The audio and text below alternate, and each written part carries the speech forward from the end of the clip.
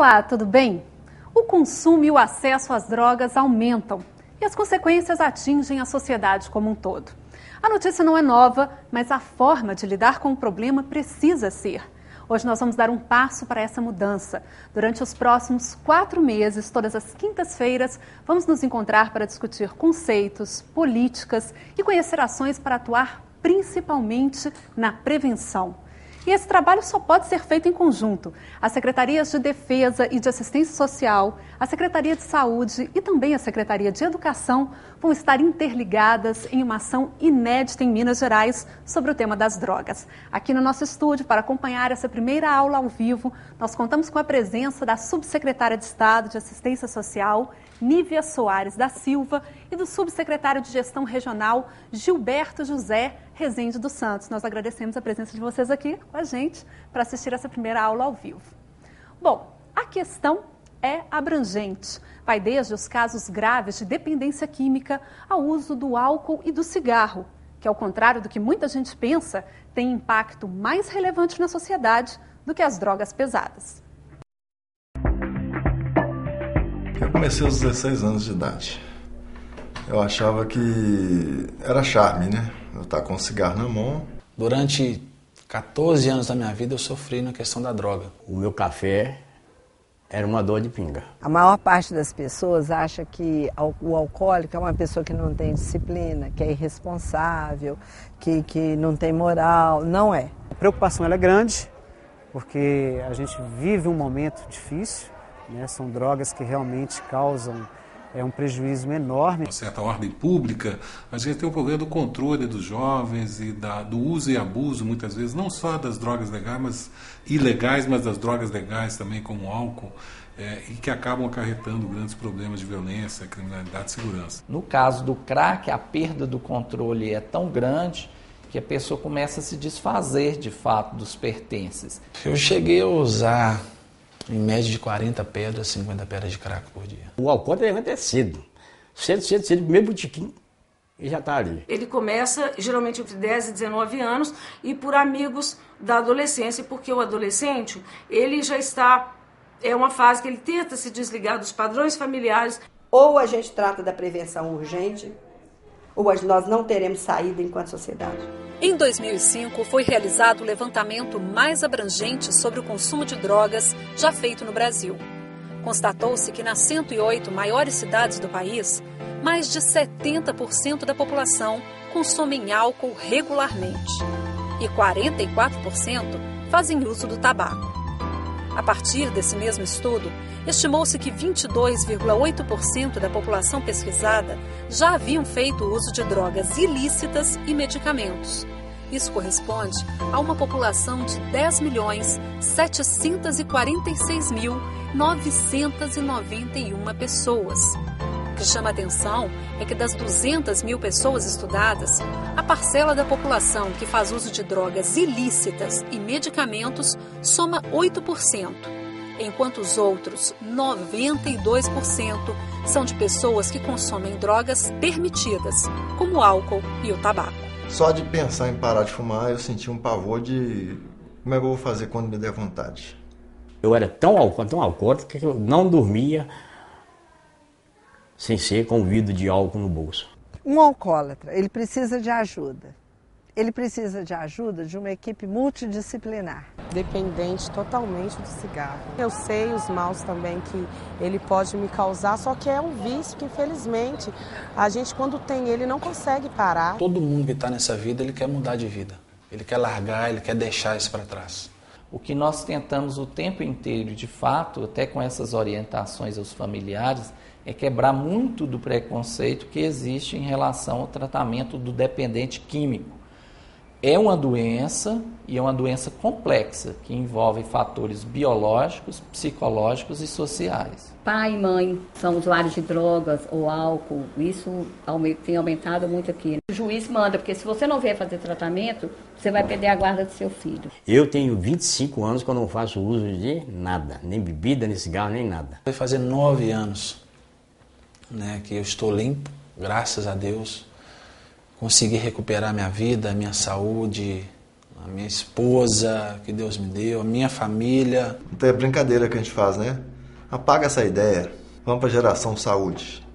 Pois é, geração saúde, né? O caminho é atuar nas causas do problema. E quem vai explicar para a gente por quê é o psicólogo, professor da Universidade Federal de Juiz de Fora, Telmo Ronzani, que é especialista em álcool, tabaco e outras drogas. Muito obrigada, Telmo, por vir aqui nessa conversa com a gente. E você pode participar aqui do nosso bate-papo. Envie suas dúvidas e comentários pelo telefone 0800 283 8583 ou mande um e-mail para perguntas@portalminasaude.com.br.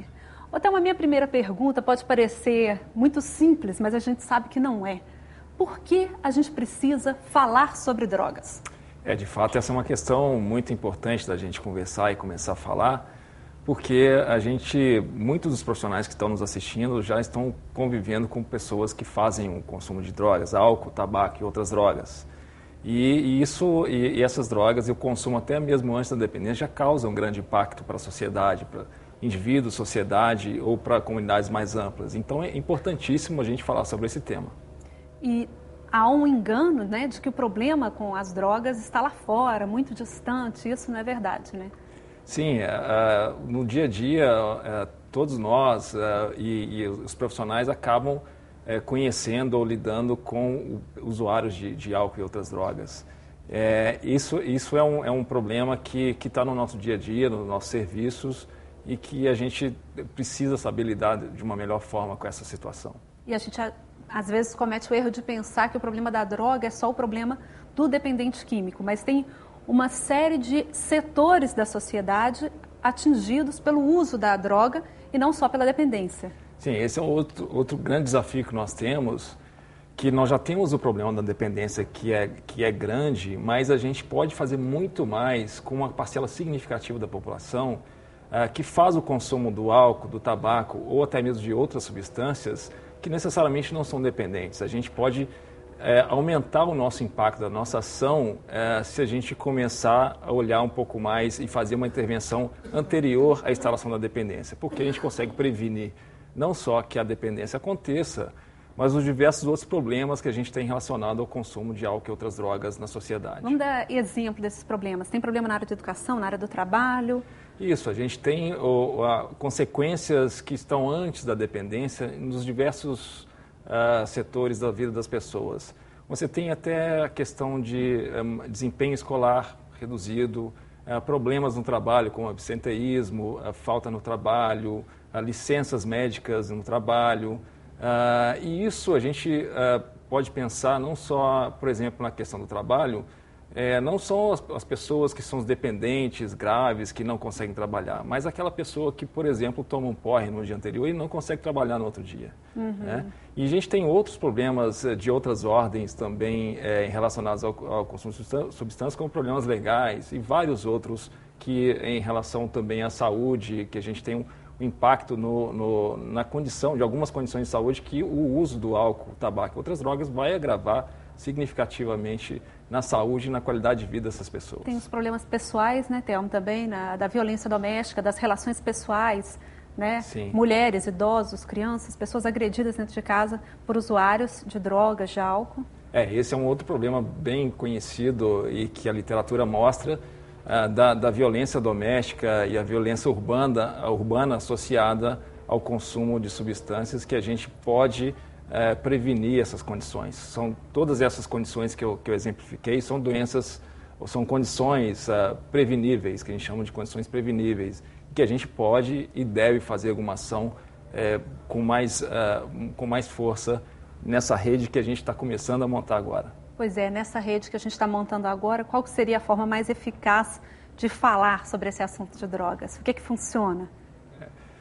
Existe uma outra situação que que o curso e a nossa ação começa a dar alguns sinais da nossa importância de a gente mudar um pouco a postura e a visão sobre o consumo. Né? A primeira, como a gente já falou, que a gente começar a pensar um pouco mais na questão da prevenção e das consequências que o consumo já traz anteriormente à dependência. E o outro que é fundamental é que se a gente tem uma postura negativa ou uma postura preconceituosa em relação ao uso e ao usuário, dificilmente a gente consegue ter uma abordagem adequada dessas pessoas. O usuário de drogas, ele não é um bandido ou um fraco, né? Esse é um preconceito muito comum. Isso é uma imagem muito associada que se tem aos usuários de álcool e outras drogas, e a gente precisa entender que são pessoas, primeiro são pessoas com direitos a acesso aos serviços nos mais diversos setores, e segundo que a grande maioria das pessoas que consomem substâncias não são aquelas pessoas que a gente vê em imagem que estão morando nas ruas, que estão caídas pelas calçadas, e são pessoas que têm trabalho, têm família e que sofrem consequências já em relação a isso nas famílias, no trabalho, nas diversas áreas, como a gente já falou, e que a gente pode fazer um trabalho adequado se a gente diminuir esse preconceito e se a gente acreditar que é possível fazer alguma coisa. E que poderíamos ser qualquer um de nós. Com certeza. Nessa rede que a gente tem montada e precisa articular mais, cada ator dessa rede ele tem um papel fundamental, seja na área de educação, na assistência social, na saúde, ou no sistema de justiça ou outros setores, que se cada um fizer a sua parte, a gente consegue de fato uma mudança da situação que a gente tem atualmente. Pois é, daqui a pouco nós vamos conversar um pouquinho mais sobre o papel de cada um, Thelma. A gente volta a conversar daqui a pouco. Bom, mas antes, nós vamos dar umas dicas para você que está fazendo pela primeira vez um curso à distância. Essa é uma forma muito eficaz de ensino, que começa aqui com a nossa aula ao vivo e continua no ambiente virtual de aprendizagem na internet. Então veja como fazer para aproveitar ao máximo essa experiência de aprendizagem.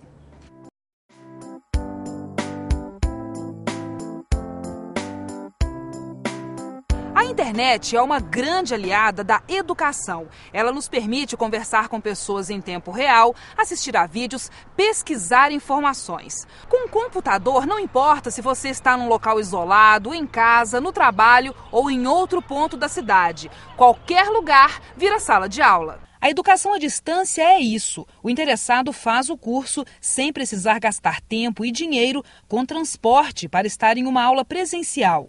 Essa tecnologia permite que pessoas que estão em lugares diferentes tenham acesso às mesmas informações ao mesmo tempo.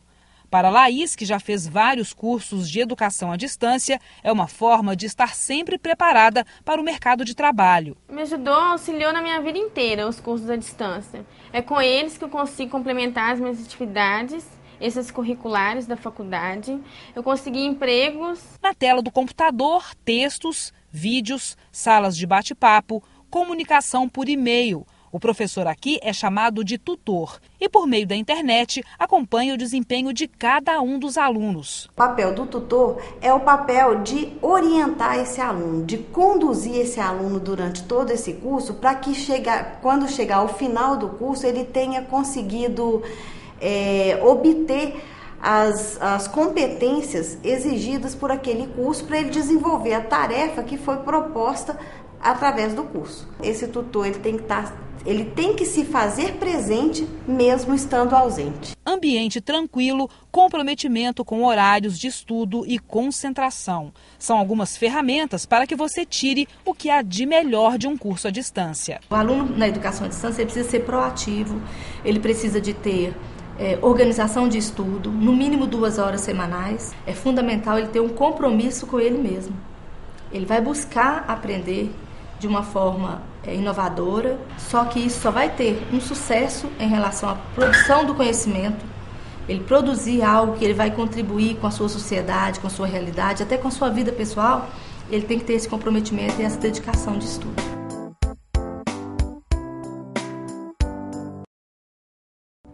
Tá aí uma ótima oportunidade. Agora nós vamos fazer um rápido intervalo e voltamos já para passar a palavra a quem convive todos os dias com os danos que as drogas causam. Os profissionais das áreas de defesa social, assistência social, saúde e educação. Fique por aí.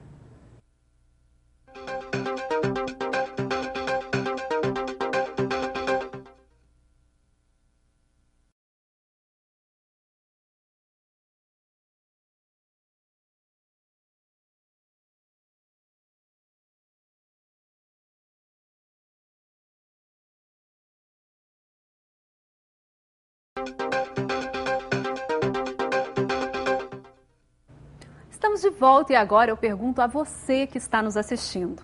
Na sua opinião, qual é o seu papel na prevenção às drogas? Você que trabalha na educação, saúde, assistência social ou na área de segurança? Nós encontramos profissionais que já descobriram como suas pequenas contribuições podem ser importantes.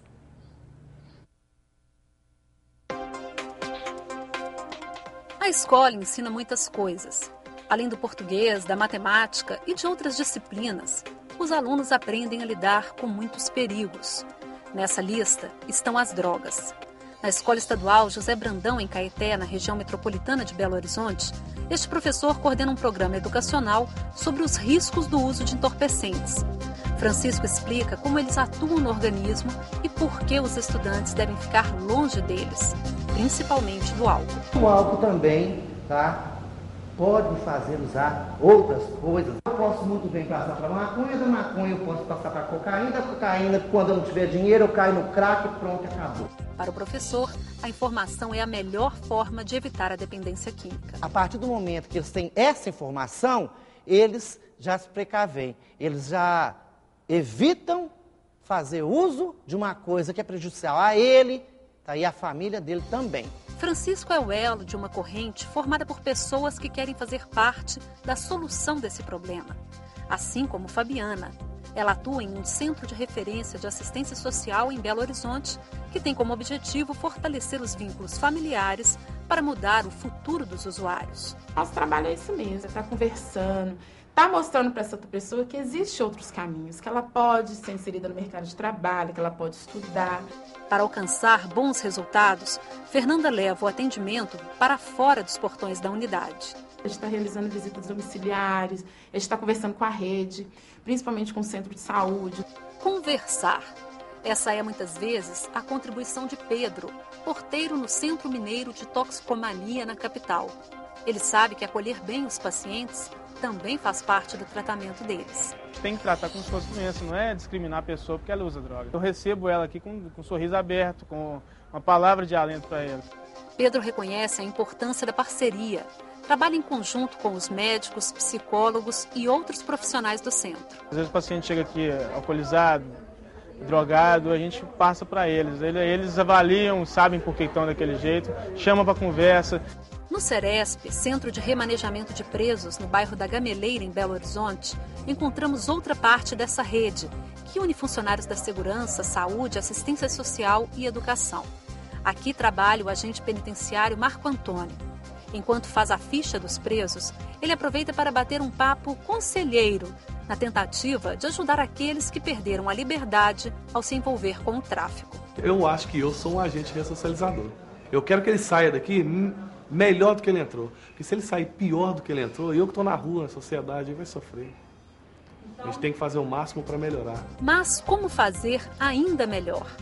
Essa é, algumas vezes, a dúvida do agente. Ele está preocupado com o aumento no número de detentos que chegam ao Ceresp, porque não conseguiram escapar da armadilha das drogas. A droga está chegando muito rápido nas pessoas. Está quase que batendo na porta de casa já. Eu não tenho ideia de como eu vou lidar com isso.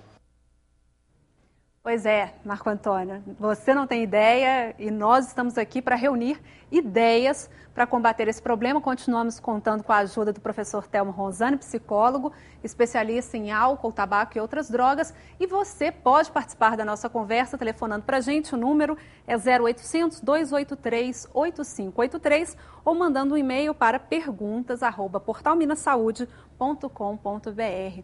Bom, Telmo, o que a gente pode dizer sobre as causas dos problemas? Elas são variadas. Sim. Érica, a gente não tem uma causa única, a gente não tem uma relação muito direta de algo que causa o consumo de drogas ou a dependência de drogas. A gente costuma dizer que o uso de álcool, tabaco e outras drogas é um problema multifatorial, né? Nós temos aspectos biológicos ou genéticos, como algumas pessoas que têm efeitos diferentes em relação ao consumo de drogas, efeitos biológicos diferentes. Nós temos aspectos sociais relacionados ao consumo, por exemplo, a vulnerabilidade, a aprovação social de consumo de alguma droga, E temos problemas psicológicos também envolvidos nisso. Então, a gente precisa, quando nós vamos tratar o assunto, a gente precisa ter um olhar mais amplo e multifatorial sobre a questão do consumo de drogas. É por isso que nós precisamos trabalhar em conjunto. Sim, esse é o grande desafio e acho que é o que a gente precisa estar bastante atento a partir do momento que a gente está começando essa nova etapa, como é um problema muito complexo e que temos vários fatores envolvidos, uma pessoa, um setor ou um profissional sozinho, dificilmente ele consegue fazer um avanço, mas a gente consegue aumentar significativamente esse avanço se nós formos trabalhar de uma forma conjunta com os diversos setores articulados. Thelma, explica para a gente, existem causas psicológicas, por exemplo, uma personalidade que predispõe a pessoa a usar álcool, a começar a fumar, a usar drogas pesadas? É importante a gente saber que, a princípio, todos nós estamos suscetíveis ao consumo, né? Como eu te falei, existem outros fatores, não só os psicológicos, que podem levar ao consumo, mas o fator psicológico também é um fator que a gente precisa considerar. E a questão mais importante em relação aos fatores psicológicos é que o consumo da droga, do álcool, tabaco ou qualquer outra droga, ele tem um princípio básico que ele causa um prazer inicial. A gente precisa entender que as pessoas usam droga porque ela causa um prazer inicial. E ela repete tentando ter aquele prazer de novo. Isso. E nunca vai ter o mesmo prazer, Isso. que o organismo vai se acostumando, não é isso? Sim, sem dúvida. E acaba, então, dos aspectos psicológicos, a droga acaba servindo ou para trazer um prazer imediato ou então para diminuir um desprazer. Aí, alguns exemplos. Se eu tenho um tipo de trabalho que ele é degradante, difícil, que causa algum tipo de sofrimento, alguma carga, muitas vezes essa droga vai trazer esse alívio no final do dia. É beber alguma coisa no fim da noite para relaxar, por exemplo. Se eu tenho um tipo de trabalho que é muito estressante, o álcool pode me ajudar a me relaxar no final do dia para eu ficar mais calmo. Só que, a princípio, esse efeito prazeroso e benéfico, se a gente for dizer dessa forma, ele começa a se tornar um problema, porque as pessoas começam a repetir, aumentar a quantidade de consumo do álcool, e isso passa a ser um problema. Então, ao invés de ser uma solução imediata, passa a ser um problema e que, às vezes, é difícil da gente reverter, apesar de ser possível. Aí nós já falamos das causas psicológicas, as pessoais, da personalidade da pessoa, você falou das causas sociais, né? Às vezes o acesso à droga também está muito fácil, e isso contribui, né? Sim.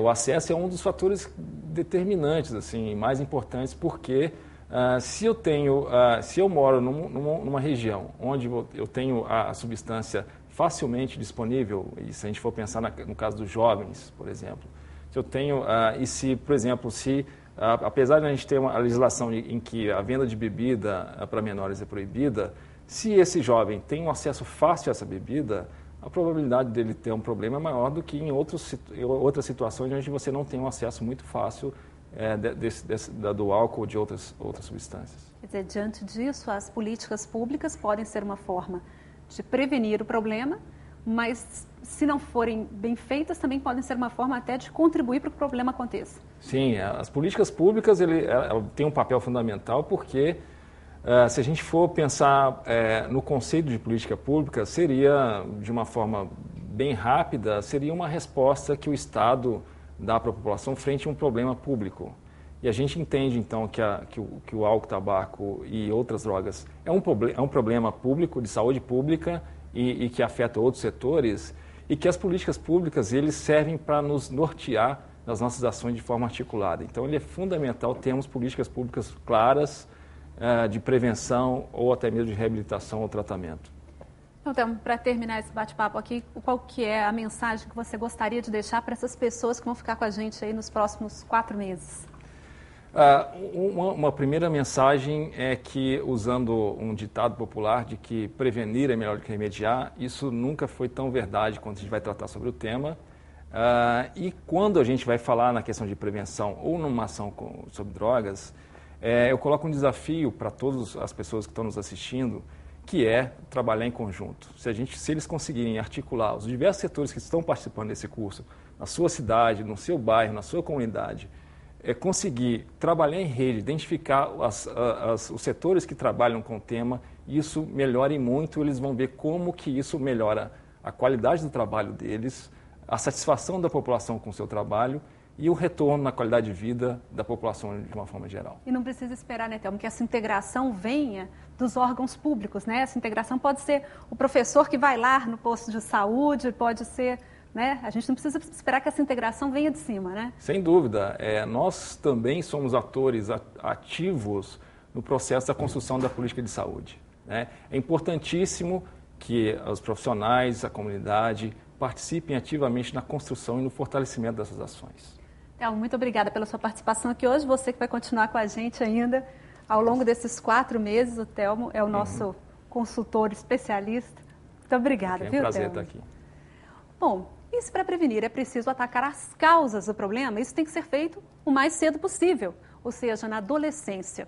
Por isso, dialogar com os jovens é fundamental. E se prepare, porque o papo com eles é outro. Quem vai ensinar para a gente é um expert no assunto. O nosso convidado é o médico Jairo Bauer, que tem especialização em psiquiatria pela Universidade de São Paulo e é uma referência quando se trata em comportamento dos jovens. Jairo, tudo bem, né? Tudo ótimo. Você que até tem participações e programas em televisão exclusivamente dedicados a esse público, sabe dizer para a gente como falar sobre drogas para os adolescentes, por exemplo? Pois é, esse é um grande desafio, né? O jovem de hoje, informado, com aquela atenção flutuante dele, sempre querendo descobrir novas coisas, numa fase de experiências, de curiosidade, de buscas, né? É um público muitas vezes difícil da gente alcançar quando a gente quer falar de drogas, né? Proibir funciona?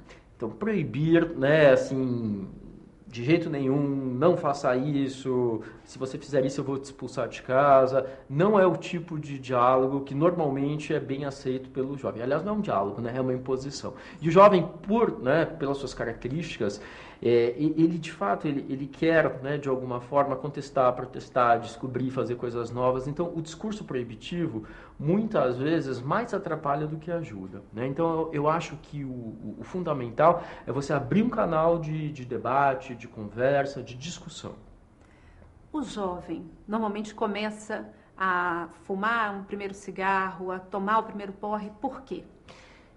Essa é uma pergunta excelente também. E a primeira coisa que a gente tem que falar é que começa muito cedo, né? A gente estima que 90% dos fumantes adultos começaram a fumar antes dos 15 anos de idade. 90% dos adultos que têm problemas com álcool começaram a beber antes dos 15 anos de idade, né? Então, o que acontece, né? Aos 15 anos ou aos 14 anos de idade, o sistema nervoso da gente está se formando, está fazendo mais conexões, e nesse momento, se a gente tem a interferência de uma substância como cigarro, como álcool ou como uma droga ilícita, né, o que acaba acontecendo é que você pode mexer no processo de formação mesmo dessa rede neuronal da gente. E isso aumenta a chance, vai impactar, né, no funcionamento do sistema nervoso e aumenta a chance do jovem vir a ter problemas com bebida, com cigarro ou com drogas, né? Então, acho que esse é o primeiro ponto. Nessa fase da vida também há uma certa fragilidade psicológica. A autoestima do jovem está sendo, né, o tempo inteiro questionado, ele está se descobrindo, ele está querendo se inserir no mundo. Então, também uma substância pode funcionar como uma muleta, né, para ele se colocar. Se eu bebo, eu fico mais confiante. Se eu bebo, eu fico mais forte. Se eu fumo, eu fico, né, mais bacana, mais adulto. Então, nesse momento, né, não é legal, né, o contato com as substâncias, né? Então, de fato, assim, ela tem acontecido hoje muito precocemente, esse contato, essas primeiras experiências. O ideal é que ela acontecesse mais tarde, né? E faz parte, né, de alguma forma, assim, essa busca pela droga, pelo álcool, pelo cigarro, faz parte desse movimento do jovem de tentar copiar um comportamento mais adulto, de tentar descobrir coisas novas. Transgredir, vivenciar novas emoções, né? Isso tudo faz muito parte dessa fase da vida que é a adolescência. Você mesmo falou que o jovem hoje está muito bem informado. Com tanta informação, por que ainda insistir nesses comportamentos de risco, nessas experiências que podem terminar lá na frente com consequências muito sérias? Olha, é fundamental ele saber coisas, mas só a informação não é capaz de segurar um comportamento. né? Muitas vezes, até porque ele tem informação, ele fica mais curioso, ele quer ir atrás, né, dessa nova descoberta, dessa nova experiência. Então, o grande desafio hoje é transformar essa informação, ou as informações que eles vão receber ao longo da vida, em comportamentos mais seguros, em comportamentos mais pensados, em atuar, né, em agir com mais responsabilidade, com mais cuidado com eles mesmos, né? Então, esse é o grande desafio. Porque só aquela informação racional, por exemplo, é consenso, senso comum hoje que o cigarro faz mal. Essa informação racional todo mundo tem. Transformar isso num comportamento é que é o desafio. É o desafio. Né? Então, de fato, assim, se você pega qualquer camada da população hoje, todo mundo sabe que cigarro faz mal, né? E até um pouco por conta desse conceito, o consumo de cigarro tem caído de uma maneira geral na população brasileira. A única faixa de idade que a gente enfrenta mais dificuldade de ter uma queda desse consumo é exatamente nessa faixa dos 12 aos 17, 18 anos. Por quê? Porque eles estão descobrindo coisas novas, eles querem experimentar coisas novas, eles querem copiar um comportamento mais adulto, eles querem ser mais descolados, eles se sentem mais confiantes, eles acham que um garoto que fuma, uma garota que fuma, né, de alguma forma vai fazer com que o parceiro, a parceira, né, tenha mais respeito, tenha mais, né, com que eles consigam chamar a atenção. Então, de alguma maneira, o grande desafio é mostrar para eles assim, que o beber, né, em excesso, ou beber muito cedo, ou fumar, né, não são necessariamente comportamentos que significam que ele está, né, arrasando, que ele está acontecendo. Muito pelo contrário. Né, associar isso, de alguma forma, a um impacto na saúde dele e esse impacto acontecendo desde cedo. Jairo, então nós vamos fazer um breve intervalo. Daqui a pouco nós voltamos para continuar conversando com o Jairo sobre o papel de cada um de nós na prevenção e como identificar logo no início, no começo, os casos que merecem a nossa intervenção. Já, já.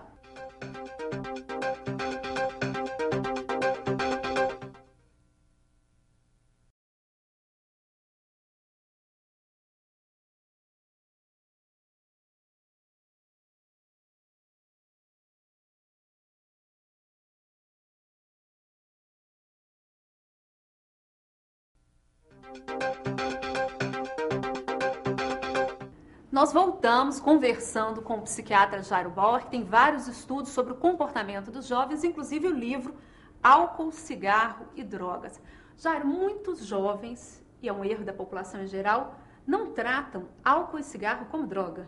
É verdade. Para eles, álcool e cigarro não são drogas. Né? Como eles podem comprar, quer dizer, em teoria não poderiam, né? Menor de 18 anos não pode nem comprar bebida, nem comprar cigarro, né? Mas muitas vezes eles conseguem comprar e não enxergam essas duas substâncias como droga, mas são drogas. Né? Na verdade, tudo aquilo que altera o funcionamento do sistema nervoso da gente, né?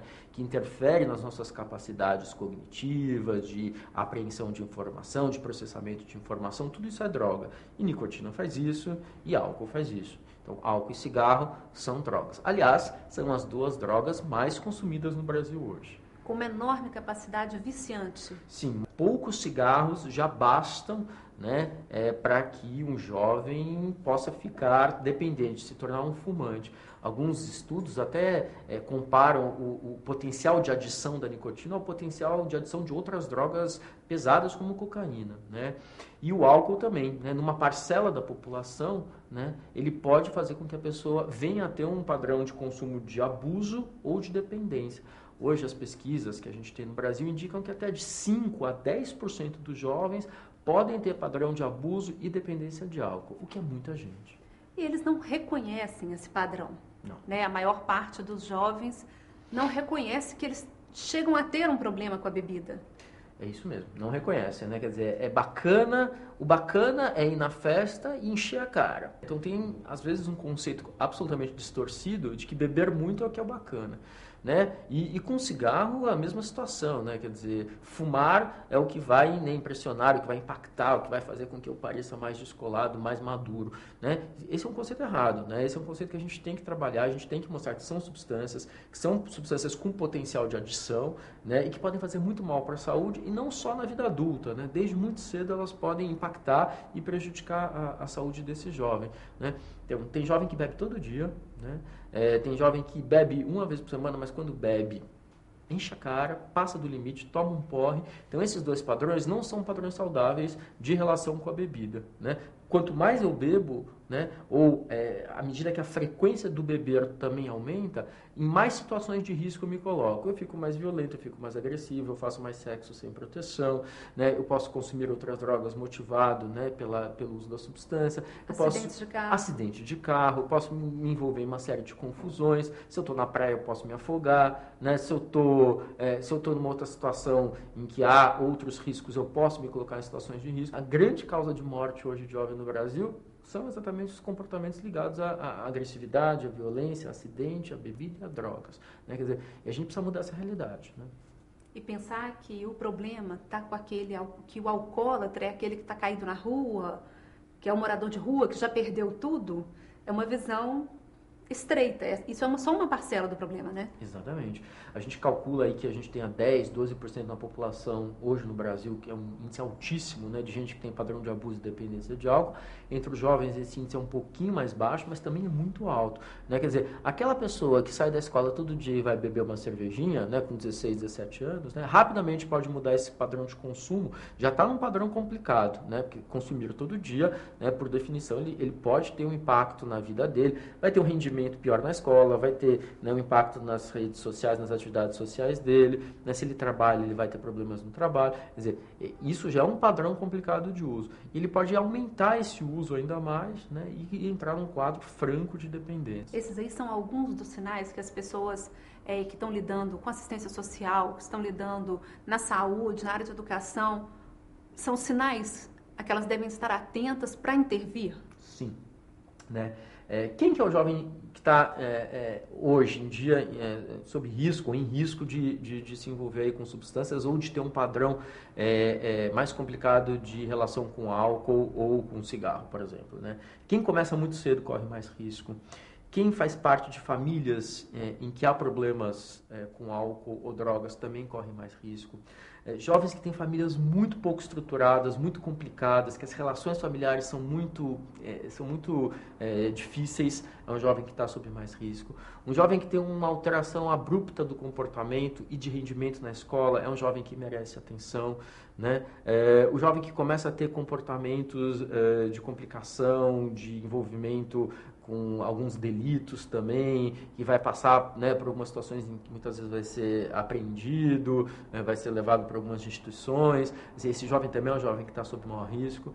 Né? Quer dizer, hoje a gente sabe que alguns grupos correm mais risco, né? E a gente consegue perceber, né, se a gente for atento, se a gente tiver um olhar mais atento para tudo isso, a gente consegue perceber um grupo de jovens que pode, né, se complicar mais. E a gente estima que, assim, de cada 100 jovens, a gente tenha 5 a 10%, né, desses jovens, 5 a 10 jovens, que vão, né, estar permanentemente sob risco maior. E esses são jovens que exigem maior atenção da família, da escola, do assistente social, do serviço de saúde. É um jovem que vai precisar provavelmente de acompanhamento, de grupo, de cuidado, para não, né, progredir para um quadro mais complicado. O que eu ia te perguntar agora.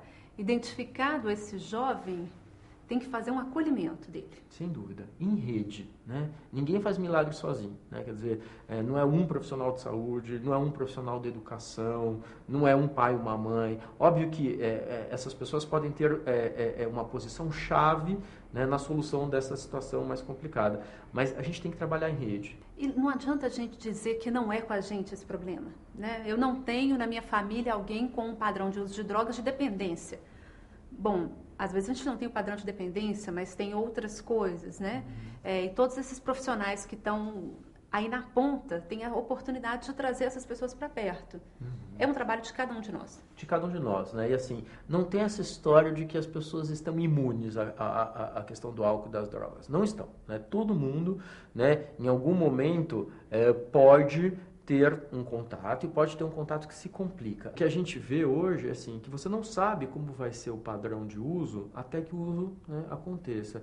Né? Então, o ideal é que a gente consiga evitar esse uso, né, quando o jovem é muito jovem. Né? Quanto mais jovem ele for, maiores os riscos de complicação que a gente tem. Então, se o consumo do álcool a gente conseguir jogar mais para frente, melhor. Se o consumo de cigarro, o contato com o cigarro a gente conseguir jogar mais para frente, melhor. Se a gente conseguir evitar ou jogar o mais para frente possível o contato com a substância ilícita, também melhor, né? Porque aí a gente consegue ter um jovem psicologicamente mais preparado para lidar com essas questões e biologicamente também, né, mais resistente do ponto de vista da rede neuronal, do funcionamento do sistema nervoso. Então, assim, é importante que todo mundo atue, que todo mundo, né, tenha esse olhar, os ingleses falam watchful waiting, né, esse olhar cuidadoso, esse olhar sempre prestando atenção no que está acontecendo, né? E se a gente percebe que alguma coisa não está indo bem, de tentar chamar todas as pessoas envolvidas, né, para poder ganhar apoio, né, na tentativa de resgatar ou de evitar ou de fazer com que a coisa não se complique mais, né? Então, acho que todo mundo tem seu papel, todo mundo tem uma função fundamental nesse momento. Só lembrar que hoje o jovem é muito precoce. Quando a gente fala que o jovem é precoce, ele é precoce em todos os campos. Sexualidade, contato com substâncias, tomada de decisão, né? A própria alteração dos modelos familiares fez com que esse jovem se precocizasse mais. Junte-se, precocidade, amplo acesso à informação, né? Um modelo mais liberal de relação com os filhos e de relação com o aluno, que hoje as escolas e os pais têm, né? Além de tudo isso, as questões próprias da adolescência, que são as curiosidades, as descobertas, as transgressões, que são naturais desse período. Então, tudo isso junto faz com que a gente tenha um potencial, uma quantidade de jovens muito grande, que vai entrar em contato com substâncias, com álcool precocemente, com cigarro precocemente. Então, é importante a gente ter esse olhar mais cuidadoso e que a gente possa tomar também uma conduta o mais rápido possível. O que você já viu nas suas experiências de comportamento dos jovens que funciona? Olha, que tipo de ação? Olha, o que eu acho que é bacana, o que eu acho que funciona, né? Primeiro, uma família que está próxima ao jovem. A gente sabe que quanto mais próxima a família, quanto mais estruturada essa família, mais resiliente, né? Mais resistente o jovem é à questão das drogas, né? Resistente no sentido de poder falar um não quando for oferecido, o poder ter um consumo mais cuidadoso quando ele vai entrar em contato com a bebida, com o cigarro, enfim, né? Eu acho que assim, a primeira questão é uma família presente. A segunda questão, eu acho que assim, é uma escola que atue permanentemente no sentido de trabalhar com prevenção ao álcool, ao cigarro e ao uso de drogas. Você falou permanentemente, não é fazer uma palestra. Não, né? Uma palestra legal, é bacana, é importante, mas é a ponta do iceberg. O tempo inteiro a gente precisa ter um processo, né, de trabalhar a questão de prevenção,